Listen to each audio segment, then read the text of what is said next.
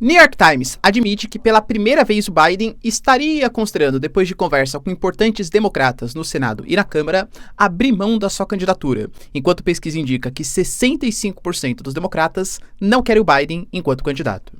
Como adiantei para vocês ontem, aquela música que foi entoada pelos jogadores da Argentina pode provocar um conflito geopolítico entre Argentina e França, e isso já começou, com a Victoria Villarruel e o próprio Milei alegando que não vão ceder para críticas hipócritas de países imperialistas criticando os argentinos. Lembrando que a relação entre Milei e Macron já não é nada boa. Falar um pouquinho também, pessoal, sobre o Gallant, responsável pela defesa de Israel, que garante que uma ação contra o Hezbollah ela vai ser rápida e decisiva quando ela acontecer, indicando que Israel pode estar se movimentando nesse sentido, enquanto a gente tem o Trump dando uma entrevista bastante completa, alegando, dentre outras questões, que vai sobretaxar produtos chineses em até 100% uma forma de protecionismo, e mais, Taiwan, que você pague pela sua própria defesa. Será que os americanos, então, vão abandonar Taiwan? Para finalizar, pessoal, o Vance, que foi colocado como vice-presidente do Trump, já vem gerando preocupações, tanto na Europa, com declarações como o Putin não é um problema para os Estados Unidos, quanto principalmente para a Ucrânia. E somado à falta de financiamento proposto por alguns países como a Alemanha para o ano que vem, isso pode trazer más notícias para o Zelensky. Se vocês querem entender um pouco mais sobre esses assuntos, e muito mais também sobre geografia, geopolítica, atualidades, política, polêmicas, enfim. Tudo para você se manter sempre bem atualizado. Já se inscreve no canal, deixa seu like, compartilha esse vídeo, que o professor Ricardo conta muito com a sua ajuda. Belezinha? Para quem não me segue no Instagram, @prof_Ricardo Marcílio. E fica aí, pessoal, rapidinho com o nosso recado da parceira do canal. A bota Thunderbell é muito versátil, feita para uso urbano, tático, trilhas e até mesmo com EPI, pois possui CA. Possui um sistema anti-perfuro feito de material balístico que protege seus pés de pregos, vidros e outros objetos perfurantes. A sua palmilha garante maciez e conforto similar a um tênis, mas tem muita resistência na sua construção, com um solado colado e costurado que resiste até 300 graus. O couro no book é fácil de limpar e a bota é muito ventilada, garantindo extremo conforto. É 100% nacional e vem com 180 dias de garantia contra defeitos de fabricação. Então clica no link que está na descrição e usa o cupom para um desconto especial para garantir já a sua bota Thunderbell. Bom, galera, então bora lá pro vídeo, ó. Como eu falei pra vocês na introdução, de fato a gente teve ontem o New York Times, que parece estar quase numa emboscada ali, emboscada não, perdão, mas num rumo ali, num caminho, pra tentar tirar o Biden quanto presidente ou candidato à presidência pelo Partido Democrata, colocou ali a notícia que o Biden, depois de se reunir com figuras importantes, como, por exemplo, o Hakeem Jeffries, que é o líder da Câmara Democrata, e o Chuck Schumer, que é o líder do Senado, se mostrou um pouco mais receptivo a possivelmente retirar a sua candidatura. Ele já alegou, pessoal, no passado, né, que caso ele tenha algum tipo de intervenção divina, ou agora falou, né, se os médicos, por exemplo, alegarem que ele não tem condições mentais, condições psicológicas, enfim, porque está muito idoso ou tem algum tipo de outra doença neurológica, ele abandonaria a sua candidatura, mas não é isso que existe até o momento. Só que a gente teve, além da conversa com esses dois líderes, mais um importante representante dos democratas na Câmara e a própria Nancy Pelosi, que é uma importante também, né, figura aí do Partido Democrata. E como eu sempre falo para vocês, talvez ela fosse a figura que, se apoiasse o Biden, daria mais credibilidade, porque ela foi presidente da Câmara dos Estados Unidos, acima dos 80 anos também, só que com bastante contundência, inclusive, né, ela fez todo aquele embate com Taiwan, que ela fez a visita à ilha, a ilha falou que não poderia, a China falou que não poderia, né, fazer a visita, porque seria o reconhecimento que existem duas Chinas, e ela foi, galera, meio que assim, dane-se pro que a China acha, foi lá, ou seja, independente se você concorda ou não, é a figura de uma senhora, galera, com mais de 80 anos, que é decisiva, que fala bem, que se comunica bem. Até ela falou que o Biden, sustentando a sua candidatura, pode fazer com que os democratas percam a maioria na Câmara, o que seria péssimo. Não ter a figura do presidente, porque o Trump, ele desponta como grande favorito, e também não ter o domínio da Câmara dos Deputados, que seria também péssimo para o Partido Democrata. As pesquisas, pessoal, mais recentes, indicam que 65% dos democratas querem que ele desista da sua candidatura, alegando que ele, principalmente, e lembrando, tá, essa pesquisa foi feita antes do atentado contra o Trump, possivelmente depois do atentado contra o Trump, isso fica ainda mais notório. Qual que é o grande problema, né? A gente tá vendo figuras importantes do Partido Democrata criticando Biden. Estamos o quê, galera? A gente tá em julho, a eleição é em novembro, 4 meses, né? Cara, pouco mais, pouco menos aí, cerca de 4 meses do processo eleitoral nos Estados Unidos. A gente ainda tá numa indefinição, com figuras importantes publicamente do Partido Democrata falando se o Biden deve ou não concorrer. Entende? Quando o Biden, por exemplo, colocou aquele X ou aquele tweet colocando que o alvo deveria ser o Trump, e aí muita gente criticou, tá vendo? Estava incentivando a atirar no Trump e tal. Eu, pelo menos, não entendi desse jeito. Ele até pediu desculpas pela fala dele, mas ele falou que o target deveria ser o Trump, no sentido que, poxa, já tá num momento de pré-campanha, com o Trump fazendo o discurso, tudo tal. Agora, não sei se vocês viram, né? Mas até a própria bandagem na orelha virou uma espécie de símbolo de resistência, de patriotismo, de heroísmo do Trump, e o Biden ainda tá, ao invés de questionar as políticas que ele fez, economicamente, socialmente, tá discutindo se ele tem sanidade mental ou não para participar. Vamos fingir, tá? Que eu acho que é inclusive o que vai acontecer, que ele continue enquanto presidente.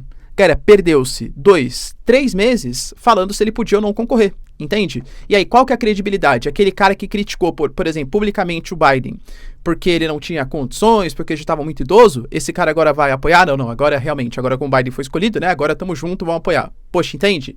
Então aquele cara mais moderado vê essa indefinição no Partido Democrata como um motivo também para votar no Trump. Embora o Trump, até vamos falar aqui, né, não ajude muito esse cara um pouco mais moderado nos Estados Unidos, por declarações polêmicas no sentido geopolítico. Vamos falar daqui a pouquinho no vídeo. A gente teve, pessoal, também, pós a Copa América, eu até citei para vocês, um cântico que foi entoado por alguns jogadores argentinos. Isso foi compartilhado pelo, eu não se lembro se era alguma rede social, se era o Instagram, enfim, tá? Do Enzo Fernandes, que é um jogador que joga no Chelsea, né? O meio campo ali e tal, da Argentina. E ele, alguns cânticos assim, que já tinham sido cantados, inclusive, na última Copa. A rivalidade entre Argentina e França, ela aumentou bastante nos últimos tempos, por conta da eliminação da Argentina pela França na Copa de 2018 e depois pela vitória da Argentina contra a França na final da Copa de 2022. Jogaço ali, com o Mbappé fazendo 3 gols, o Messi e tal, né? Enfim, todo aquele papo. E aí, os jogadores argentinos, eles começaram a entoar alguns cânticos. E nesses cânticos, basicamente, né, eles se referem de maneira pejorativa a ter relacionamento com pessoas trans. Isso, cara, dá um indicativo, né, que possivelmente deve ser uma indiretinha ali pro Mbappé, porque supostamente ele teria tido relações. Falo supostamente porque eu não entendo muito desse mundo de fofocas, tá? Não sei se confirmou, se não confirmou, mas supostamente ele teria tido algum tipo de relação com uma pessoa trans, né?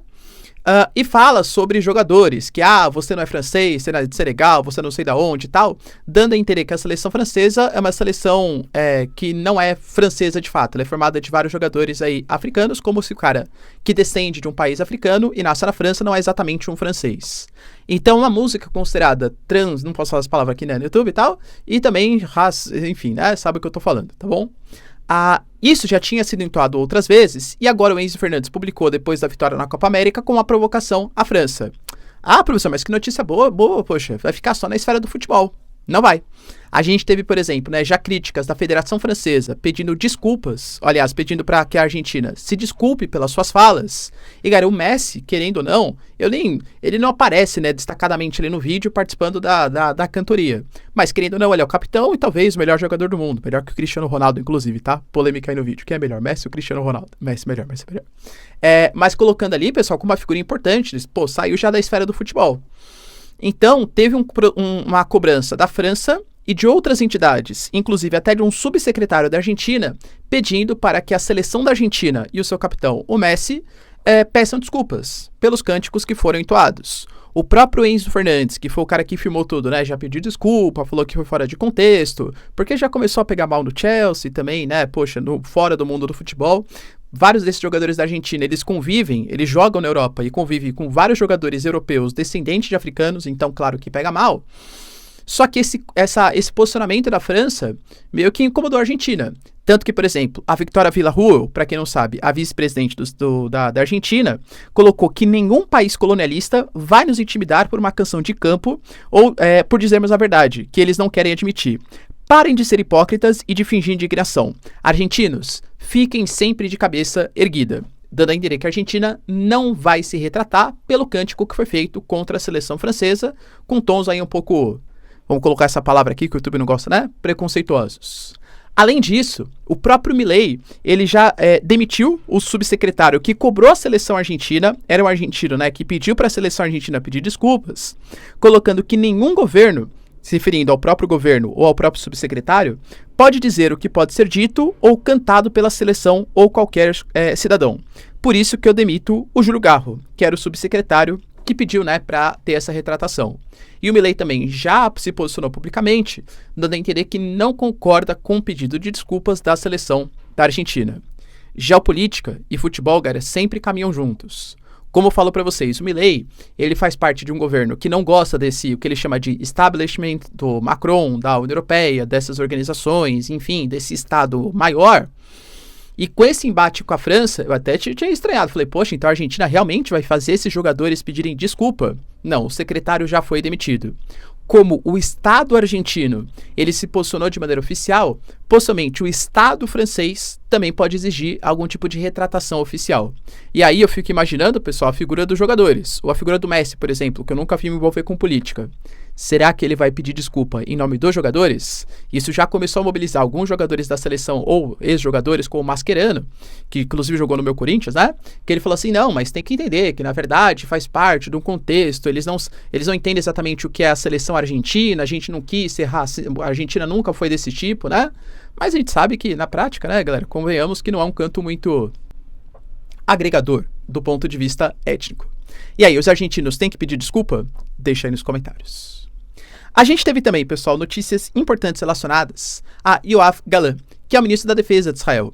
Ele alegou, galera, que a ação contra o Líbano, ela está cada vez mais próxima.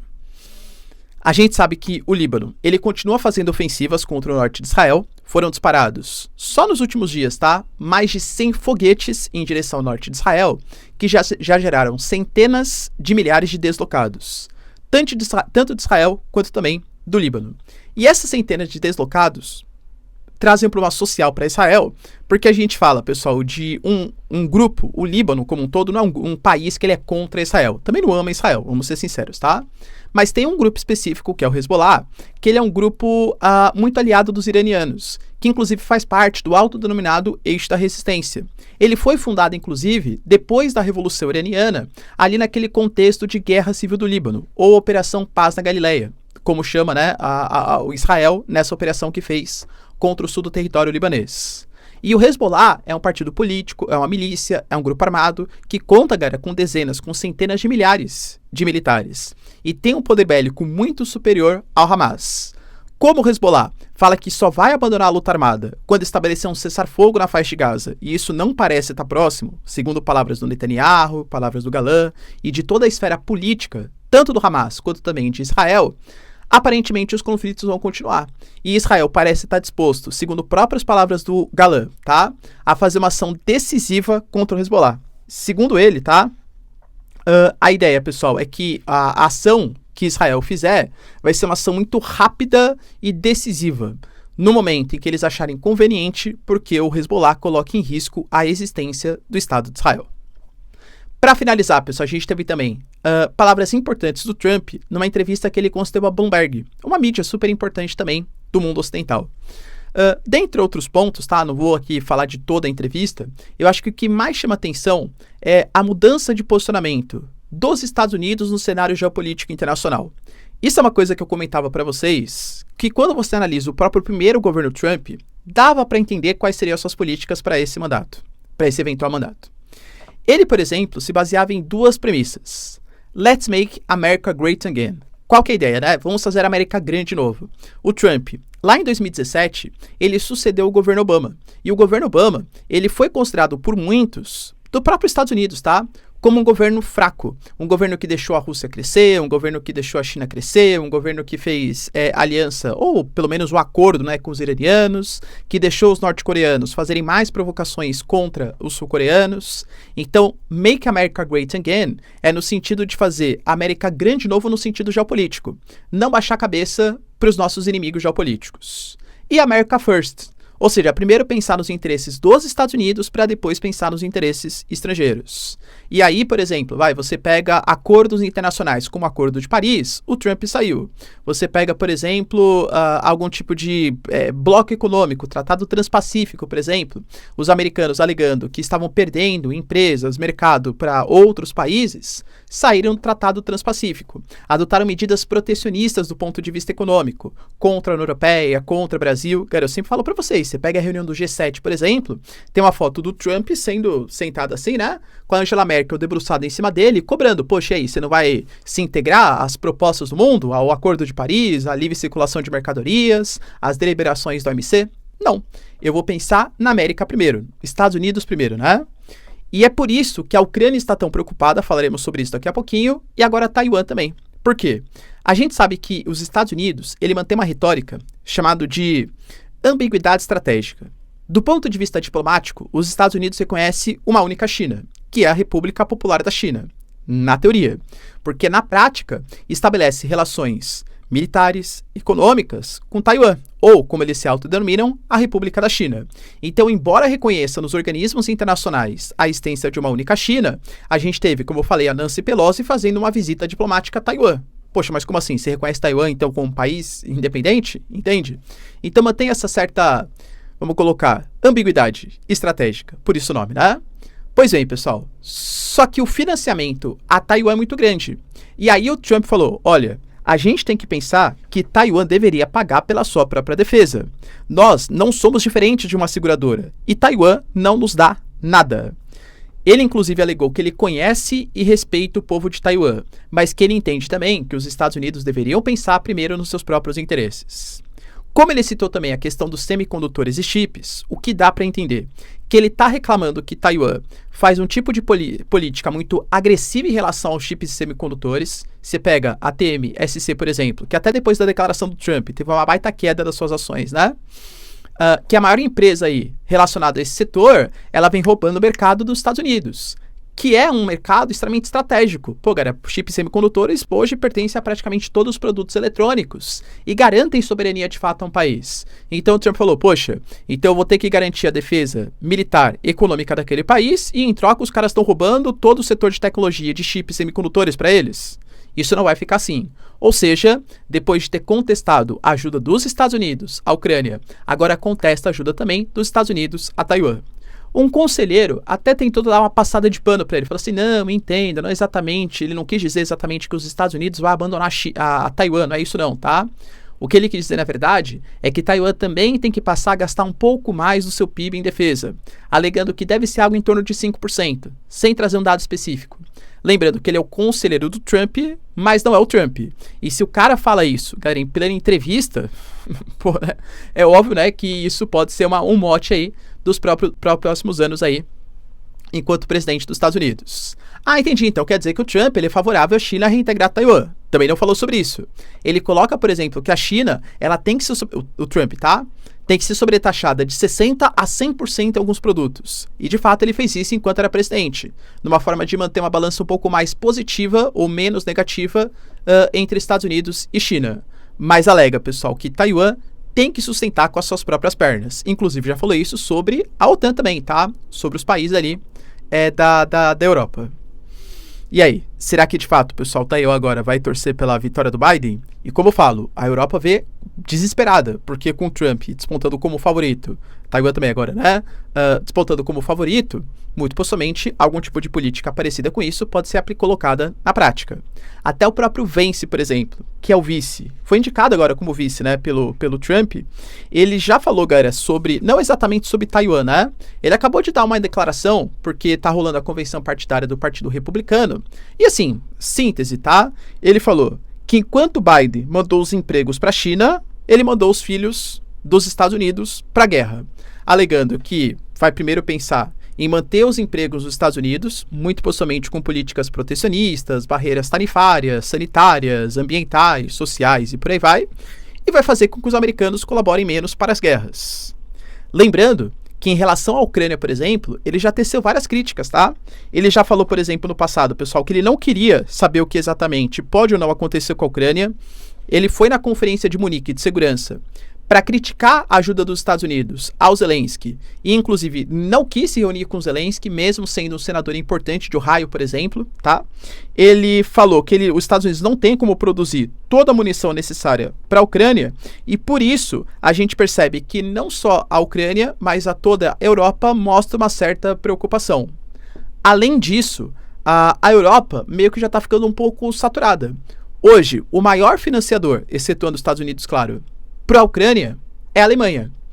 Tá certo que a Alemanha cedeu Patriot, cedeu outros equipamentos aí de defesa, mas já anunciou, por exemplo, para o ano que vem, que ao invés de gastar 8 bilhões, que é o que foi destinado para a Ucrânia, mais ou menos, tá? Em 2024, vai destinar 4 bilhões. Professor, quer dizer que eles estão reduzindo pela metade? Sim. A alegação da Alemanha é que, na verdade, um empréstimo baseado no lucro dos ativos russos, utilizando como garantia, né, para fazer os empréstimos para a Ucrânia, foi aprovado. Então a Europa não vai precisar fazer toda aquela ajuda. Mas lembrando, o grande mote, o grande motivador para a ajuda à Ucrânia é os Estados Unidos. Porque sem os americanos, a ajuda à Ucrânia cai muito. E isso pode acabar desmotivando alguns países, a exemplo da Alemanha, da França e de outros, a continuar ajudando os ucranianos. O Zelensky pedindo para fazer uma negociação com o Putin, eu vejo com a medida, vamos negociar antes do Trump ser eleito, porque se ele for eleito, a situação da Ucrânia vai complicar bastante. Beleza, pessoal? Deu para entender os principais acontecimentos? Só lembrando, tá? Por enquanto, pessoal, vídeos um pouco mais cedo, porque eu vou estar em viagem. Tamo junto, beijo, abraço, tchau, até o próximo vídeo.